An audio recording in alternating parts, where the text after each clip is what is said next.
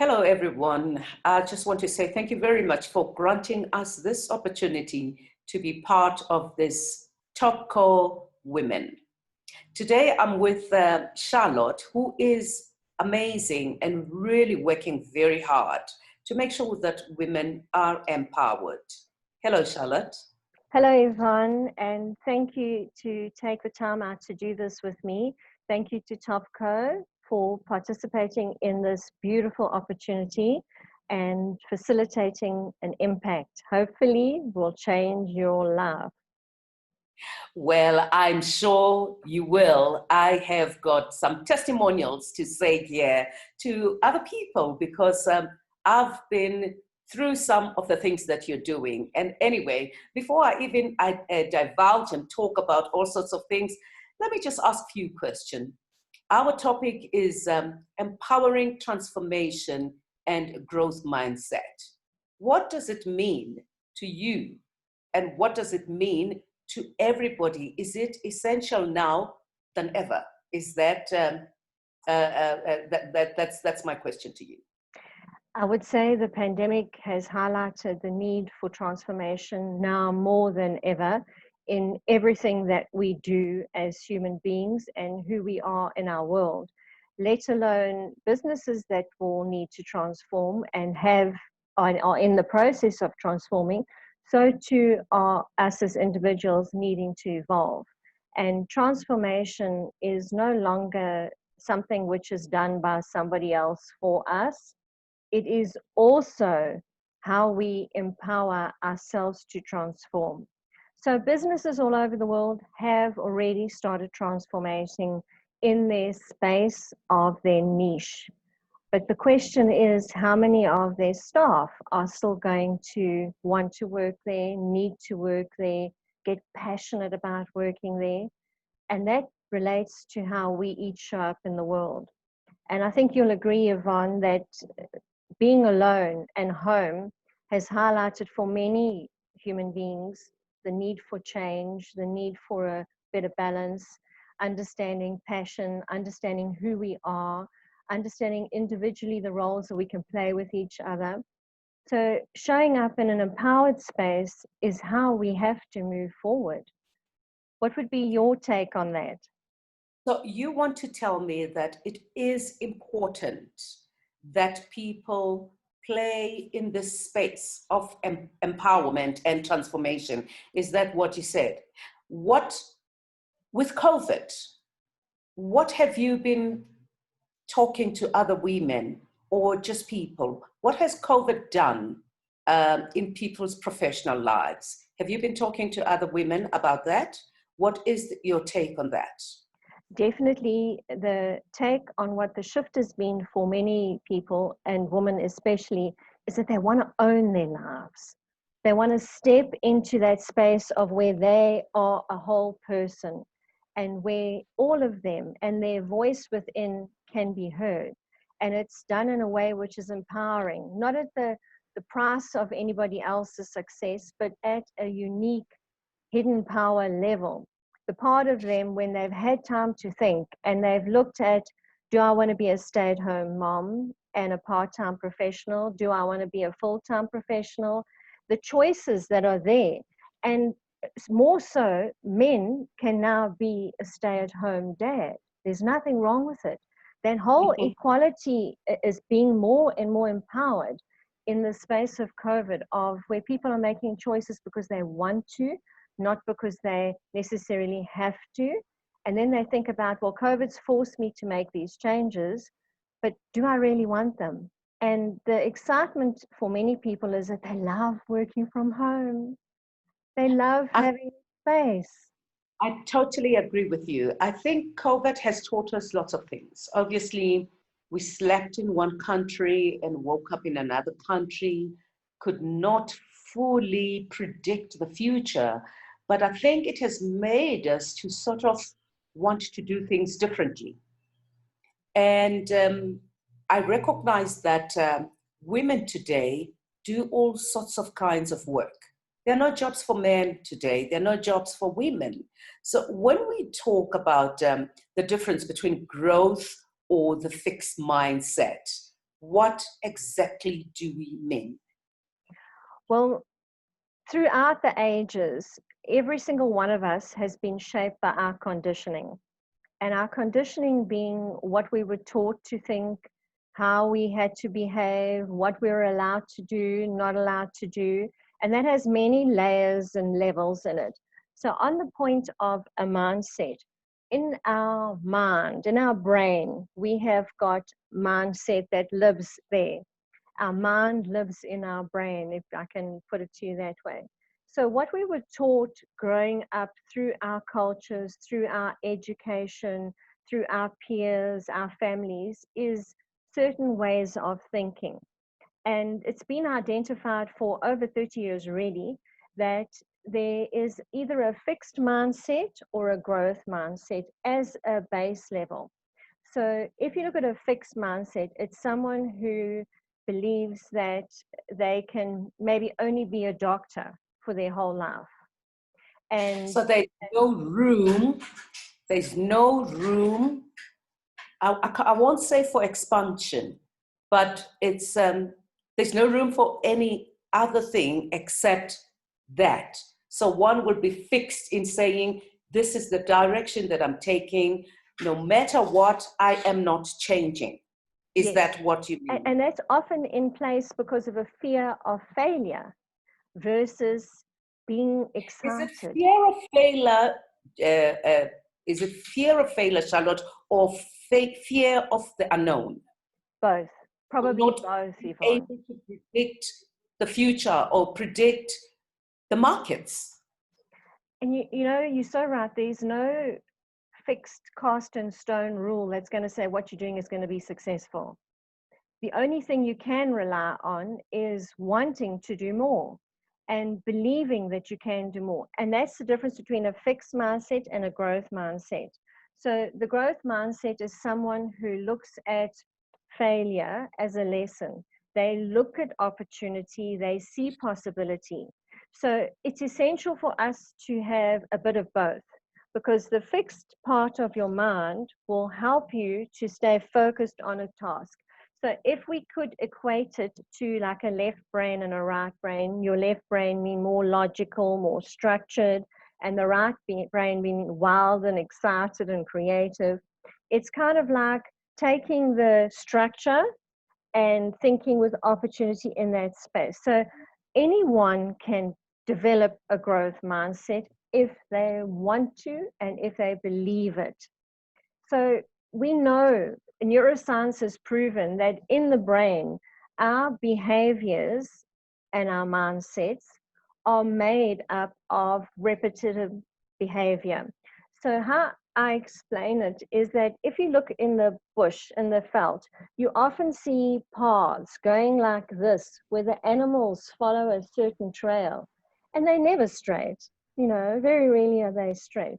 So our mindsets are those, and they're created out of repeated behavior. So those are called neural pathways. So a neural pathway, when a tree falls across that path, what does the animals do? What are their actions and behaviors? What could they do in that time? As an example, Yvonne, imagine you just come across this in the road. What would you do? In the middle of the road. Obviously, there'll be fear.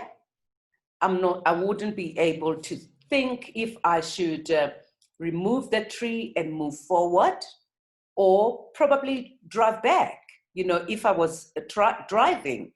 And, sometimes our culture also, um, you will be told that, that tree was probably preventing you from something bad if you were going to go forward. So now that you are in that space, think twice, go back, because it means you are not able to go forward. So with science, as you say, it has been proven. Can I just sort of, challenge you there and ask, do men and women think alike? No, we don't. But we both have brains, you know, and we both have neural pathways. And again, to a very sensitive and delicate topic, is culture, because culture influences how we show up. And when you start questioning culture, in other words, that tree fell across your path for a reason, and it's usually fear based, turn around and go back. Yeah. Or what about, what if I found a way to climb over that? So women are influenced with hormones a little bit more than what men are, but men also have their hormones. Underlying all of that is our emotions and how we each allow our emotions. Men are different and women are different in emotional space. Yeah. The emotions feed your response to that tree for all of us. And it's the same three responses you can choose from. You either freeze, I do that, Yeah.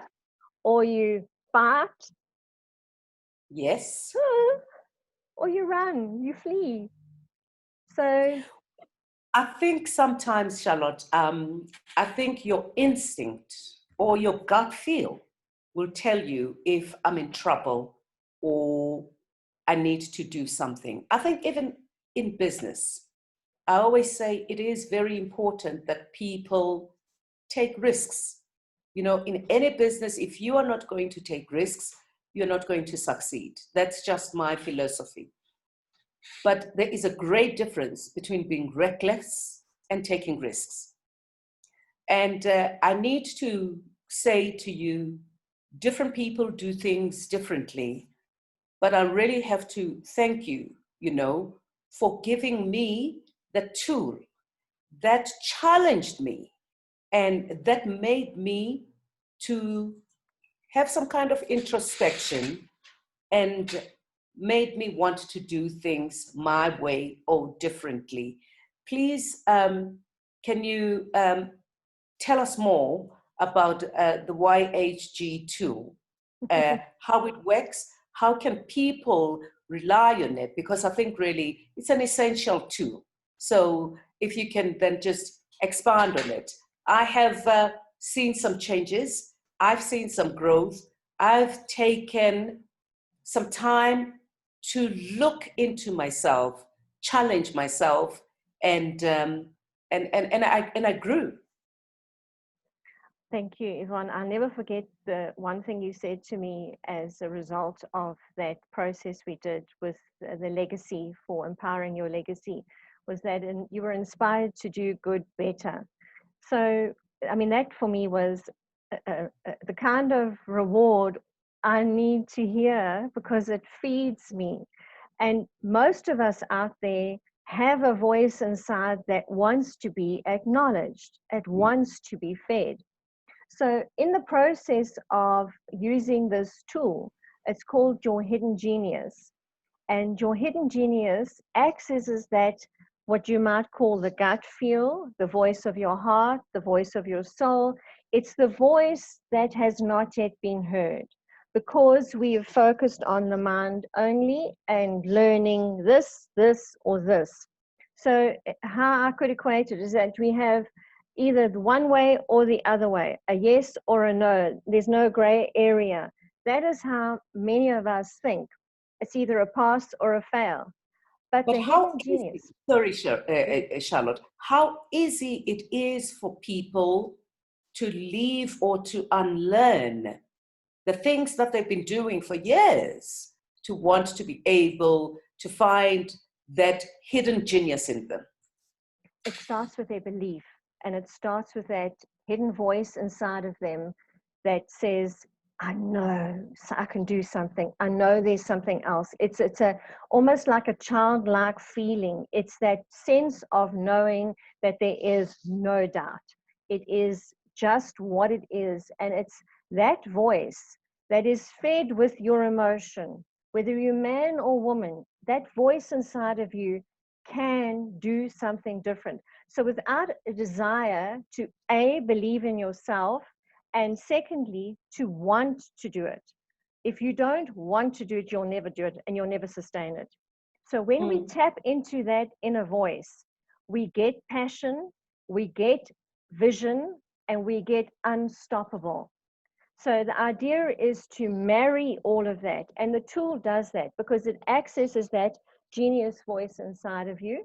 It brings your emotion to the table because it's a very private process. Nobody else is participating. And you That's immediately exactly get a sense. what I want you to tap into.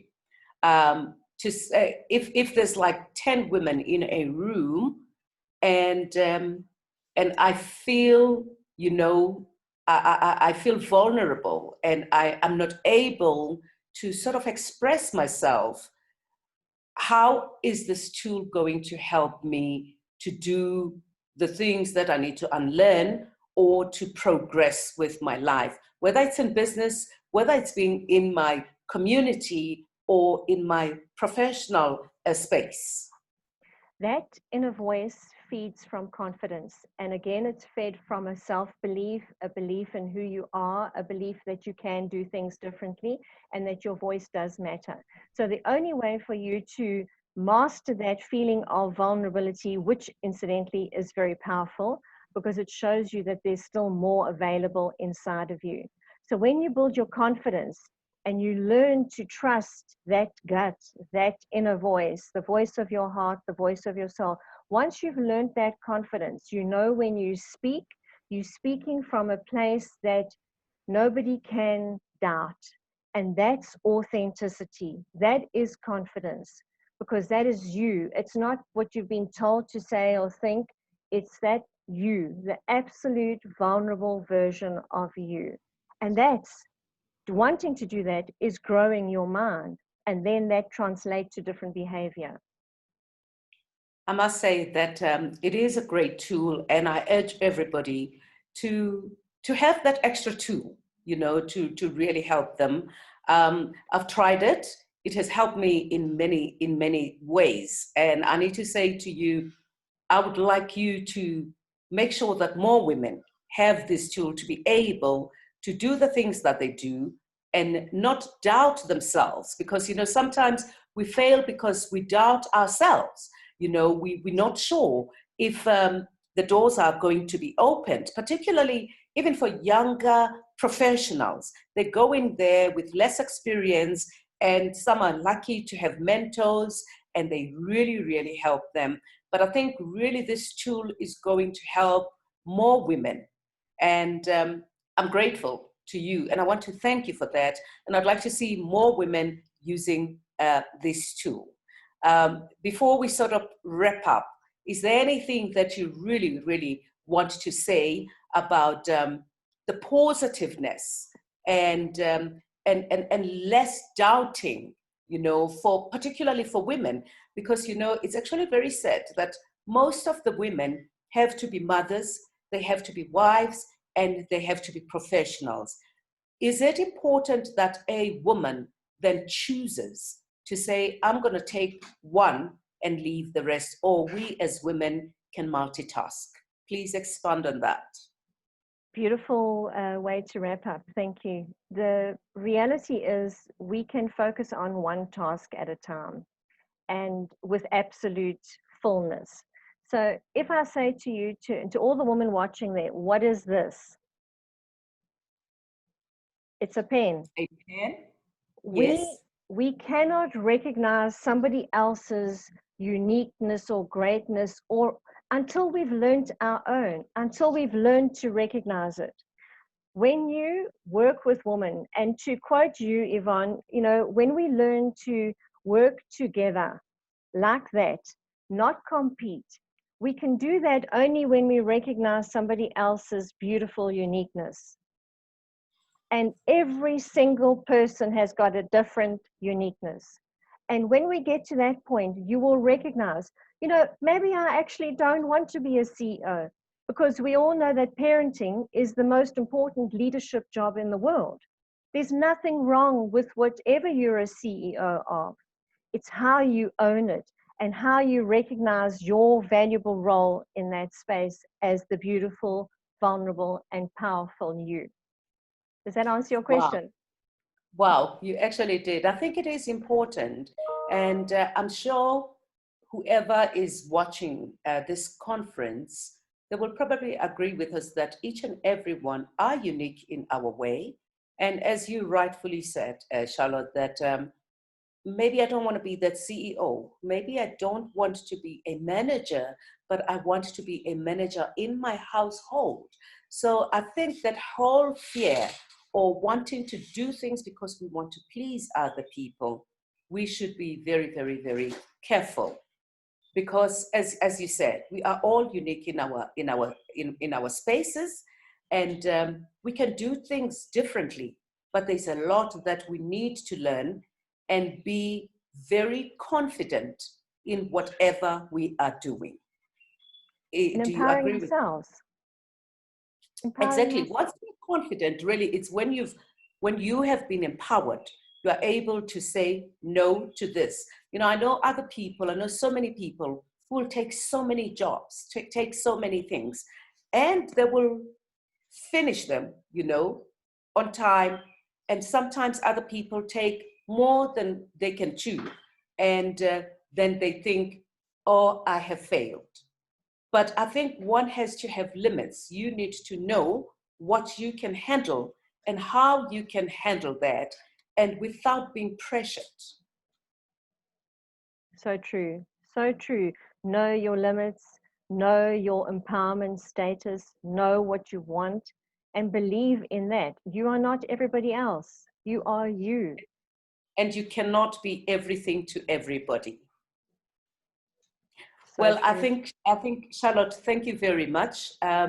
You have certainly empowered me, and I'm sure those who are watching this conference will be empowered.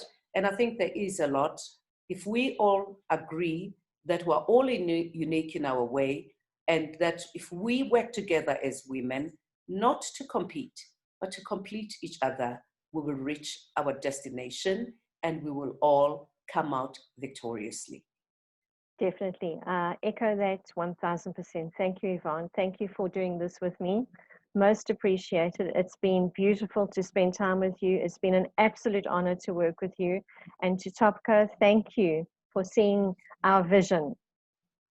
Thank you very much to you, Charlotte. Thank you to Topco and to everyone who's given themselves a chance to be part of this conference. I always get very happy when Topco does this, because we learn from so many women, and some of them unsung heroes. But I want to say to Topco and all its sponsors and Standard Bank, thank you for giving women the space that they deserve and the space that they rightfully have to own. Thank you, Yvonne. Thank you, Charlotte.